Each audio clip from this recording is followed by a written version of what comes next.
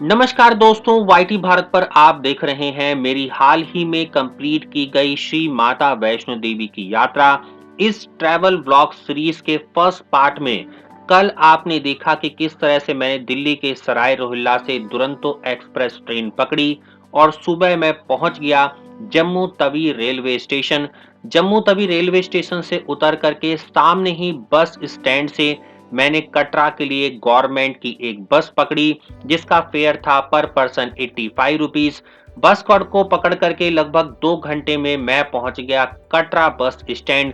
वहां उतर करके मैंने 3 लोगों के लिए 550 रुपीज पर पर्सन के हिसाब से पर नाइट का एक होटल को हायर किया।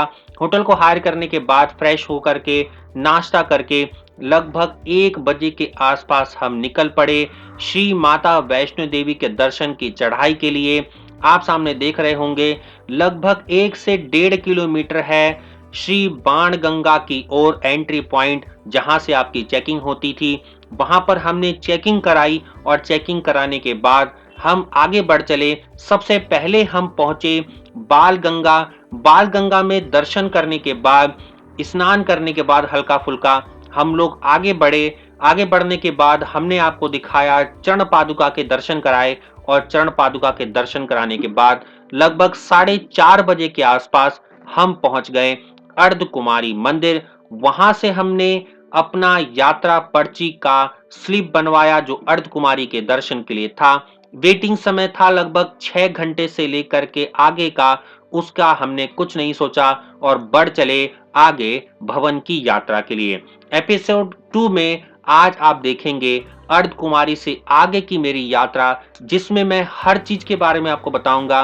क्या क्या सुविधाएं थी, क्या क्या आपको लेकर के जाना चाहिए, क्या क्या बातें ध्यान में रखना चाहिए, किस समय भवन ना पहुंचे, किस समय आपको भवन पहुंचना चाहिए, वहां पहुंच करके किन बातों का ध्यान रखें। ऐसी सारी जानकारी के लिए बने रहिए मेरे इस माता वैष्णो देवी यात्रा के एपिसोड 2 में। यदि आप मेरे एपिसोड 1 को देखना चाहते हैं तो ऊपर आई बटन पर क्लिक करके देख सकते हैं, अथवा आप जाकर के वीडियो के डिस्क्रिप्शन में मैंने फर्स्ट वीडियो का लिंक दे दिया है, वहां पर क्लिक करके आप एपिसोड 1 को वॉच करिए। आइए शुरू करते हैं आज का वीडियो। मेरे पीछे है भवन जाने का एक रास्ता जो आसान है, इजी है और उसके थ्रू ही अब हम प्रवेश कर रहे हैं इसके अंदर और यहाँ से होते हुए जाएंगे भवन के रास्ते पर। सारी जानकारियाँ मैं आपको दूंगा, बने रहिए आप वाईटी भारत पर मेरे साथ, मतलब नवीन दुबे के साथ। दर्शन करिए पूरी यात्रा के दौरान। माँ अर्ध कुमारी के आप दर्शन कर रहे हैं, चरण पादुका, बाण गंगा, सब जगह आपको दर्शन करवाते हुए मैं जा रहा हूँ। और आज का मौसम बहुत अच्छा है, धूप निकली हुई है, लेकिन अब शाम का टाइम हो रहा है, लगभग 5 बज रहे हैं। अपना नंबर आएगा रात को 1 बजे, तो चलते हैं भवन की तरफ। जय माता दी। अर्ध कुमारी मंदिर से भवन तक की यात्रा के लिए 2 रास्ते हैं। पहला यह रास्ता पुराना है जिस पर घोड़े, पिट्ठू, खच्चर, पालकी जैसी सुविधाएं मिल जाती हैं, लेकिन जिस रास्ते को मैंने अभी दिखाया उस रास्ते से हम होते हुए गुजर रहे हैं। छोटी सी गुफा अर्ध कुमारी मंदिर के सामने से ही निकलती है और इस रास्ते पर आपको घोड़े, खच्चर, पिट्ठू, पालकी नहीं मिलेगी। इस पर मैंने देखा कि छोटा हाथी चल रहा था तो बैटरी ऑपरेटेड है और बीच-बीच में कई बार मैंने ट्रैक्टर देखे जो भवन से सामान लेकर के आ रहे थे या भवन की ओर सामान लेकर के जा रहे थे। रास्ता बहुत ही नीट एंड क्लीन था। जगह-जगह आपको वॉशरूम की सुविधाएं, एक आध जगह एटीएम, लेकिन सबसे बड़ी समस्या आ रही थी बैठने के लिए बहुत कम जगह पर प्रबंध किए गए थे। थकावट बहुत ज्यादा महसूस हो रही थी। मैंने पहले पता लगाया था कि हालांकि यहाँ पर उतार चढ़ाव बहुत कम है, लेकिन जब लोग थक जाते हैं, जैसे मैं थक गया था, तो मेरे को यह रास्ता कम कठिन नहीं लग रहा था। हालांकि यहाँ भवन तक पहुंचने में लगभग हमको 2 से ढाई घंटे लगने वाले थे और हम उतनी देर में पहुंच भी गए। लेकिन सबसे इंपॉर्टेंट जानकारी आप लोगों के लिए है कि यदि आप सुबह दर्शन करने जा रहे हैं या शाम को भवन दर्शन करने जा रहे हैं तो कभी भी पूजन के टाइम पर आप दर्शन ना कीजिए। अगर आपके पास वीवीआईपी पास है, वीआईपी पास है, तभी आप दर्शन के लिए जा सकते हैं। अन्यथा अगर आपके पास इस तरह से पासेस नहीं हैं आरती में दर्शन के लिए, तो आप इस टाइम को अवॉइड करिए। हमसे यही गलती हो गई थी कि हम लोग आरती के टाइम पर दर्शन के लिए पहुंच गए थे भवन तक बजे हम लोग पहुंच चुके थे माता वैष्णो देवी श्राइन बोर्ड के प्रसाद काउंटर पे, जो भवन के पास है। वहां से हमने प्रसाद लिया, जिसकी कीमत लगभग 50, 70, 100 और 150 रुपए के आसपास थी। प्रसाद लेने के बाद सामने ही लॉकर काउंटर नंबर 1 था, वहां पर हमने पता लगाया तो उन्होंने बताया कि लगभग 8:30 बजे के आसपास आपको लॉकर के ताले मिलेंगे, तब आप सामान रख सकते हैं। यह एक बहुत बड़ी समस्या थी कि 7 बजे से 8:30 बजे हमें बहुत थकने के बाद वेटिंग करना पड़े, लेकिन लोग लाइन में लगे हुए थे। एक मेरे को सबसे बड़ी समस्या यहाँ पर पता लगी कि लॉकर तो भारी संख्या में उपलब्ध है, लेकिन तालों का प्रबंध नहीं है। हम लोग आगे बढ़ चले, काउंटर का हमने पता लगाया जो लॉकर नंबर 2 और 3 था भवन के पास। वहां पर जब हम बहुत ज्यादा सीढ़ियों से नीचे उतर करके पहुंचे तो वहां पर भी भारी भीड़ लगी हुई थी। सेम समस्या, लॉकर है, ताले नहीं हैं।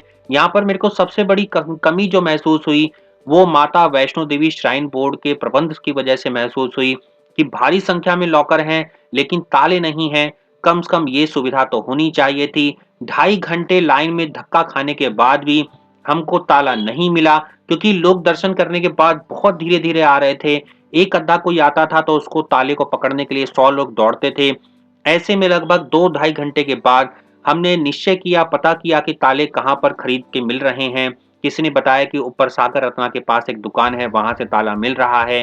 30 रुपए का जो ताला मिलता है, वहां पर हमें सागर रत्ना के पास 100 रुपए का दिया गया। ताला हम खरीद करके लाए और लगभग 9:30 बजे हमने ताले को सामान रखने के बाद लॉकर पे लगाया और हम लोग बढ़ चले। भवन की लाइन के पास बहुत भीषण लाइन लगी हुई थी, जो एक्सपेक्टेड नहीं थी। लाइन में लगे लगे हमको लगभग दर्शन करने में 2.5 घंटे लग गए। उसके बाद माता वैष्णो देवी के बहुत सुंदर, बहुत ही अद्भुत दर्शन हुए। दर्शन करने के बाद हम लोग वापस बाहर निकले। निकलने के बाद हमने वहां पर थोड़ा सा डिनर किया सागर रत्ना के अंदर, और हम लोग थोड़ा सा विश्राम करने के बाद बढ़ चले भैरव मंदिर की तरफ, क्योंकि रात हो चुकी थी, रोपवे का टाइम बंद हो चुका था। अगर कभी भी आप आते हैं तो आपको दिन में ही रोपवे की सुविधा मिलेगी और आप उसके थ्रू जा सकेंगे। जय माता दी, माता वैष्णो देवी के भवन से वाईटी भारत पर आज मैं आपको लेकर के आ गया हूँ इंडिया की सबसे पवित्र और फेमस इस तीर्थ यात्रा पर, जो आज मैंने कंप्लीट कर ली है। जस्ट मैंने अभी माता वैष्णो देवी के दर्शन कर लिए हैं और यहाँ से हम निकल रहे हैं भैरव बाबा के दर्शन के लिए। ये वैष्णो देवी के भवन से यदि आप भैरव मंदिर के दर्शन के लिए जा रहे हैं तो दिन के समय मैं आपको बोलता हूं कि आप रोपवे को ही फॉलो करें। अप डाउन का चार्ज लगभग 100 रुपए है। उसमें आप आसानी से 2 या 3 मिनट के अंदर भैरव मंदिर तक पहुंच सकते हैं। यदि आप शाम और रात के समय आ रहे हैं, जैसे हम अभी रात के समय पहुंचे हैं, तो आपको पैदल ही यात्रा करनी होगी। चाहे आप 850 सीढ़ियां चढ़ करके आए या आप पैदल ही स्लोप के द्वारा आ सकते हैं। हमने सीढ़ियों के द्वारा यात्रा लगभग 1 घंटे में पूरी कर ली है। आप भैरव मंदिर से इस टाइम दर्शन कर रहे हैं श्री माता वैष्णो देवी के पवित्र धाम के। कितना सुंदर और जगमगाता हुआ मंदिर इस टाइम दिख रहा होगा। यहाँ से आप दर्शन कर लीजिए। लगभग हमको 10 मिनट लगा भैरव मंदिर में दर्शन करने के लिए, और उसके बाद हम कुछ फोटोग्राफ और वीडियो बनाते हुए थोड़ी देर में विश्राम करने के बाद वापस लौटेंगे। रास्ते में अर्धकुमारी मंदिर पर पता लगाएंगे कि हमारा नंबर आ रहा है कि नहीं आ रहा है। दोस्तों, इस यात्रा के बहुत सारे पॉइंट्स हैं जो मैं आपको इस व्लॉग सीरीज में बताने वाला हूं। अभी भैरव बाबा के दर्शन हो गए, हम बढ़ रहे हैं कटरा के लिए। बीच में कोशिश करेंगे अगर हमें टाइम मिले तो अर्धकुमारी के दर्शन भी कर लें।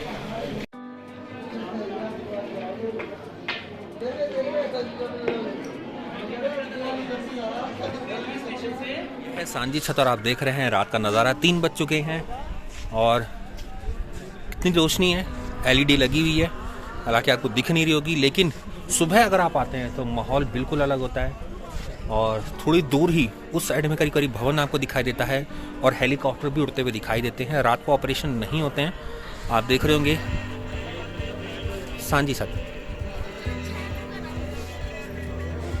भैरव मंदिर से 1.5 घंटे की यात्रा के बाद हम लोग उतर चुके हैं अर्धकुमारी मंदिर। यहाँ पर हमारा नंबर आ चुका है।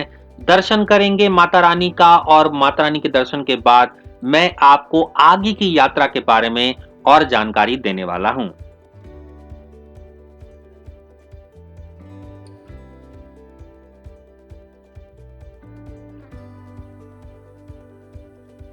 अब हम लोग उतर चुके हैं फाइनली बालगंगा के पास, और ये माता वैष्णो देवी दर्शन का ट्रिप यहाँ पर आकर के कंप्लीट हो जाता है।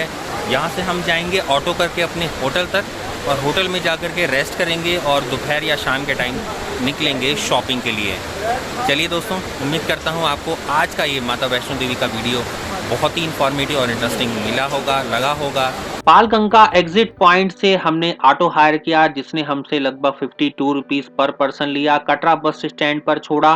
कटरा बस स्टैंड पर छोड़ने के बाद हमने होटल में फिर से एंट्री करी, नहाए धोए और शाम को हम लोग निकलेंगे कटरा मार्केट में शॉपिंग करने के लिए। क्या हमने शॉपिंग करी, क्या क्या खरीदा, क्या आपको खरीदना चाहिए, क्या नहीं खरीदना चाहिए, ऐसी कौन सी चीज है जो जरूर आपको लेकर के जानी चाहिए, ड्राई फ्रूट्स में आपको क्या क्या खरीदते समय सावधानियां बरतनी चाहिए, ऐसी बहुत सारी जानकारी के साथ मैं आपको मिलूंगा एपिसोड 3 के अंदर। तब तक के लिए धन्यवाद दोस्तों। जय हिंद, जय भारत।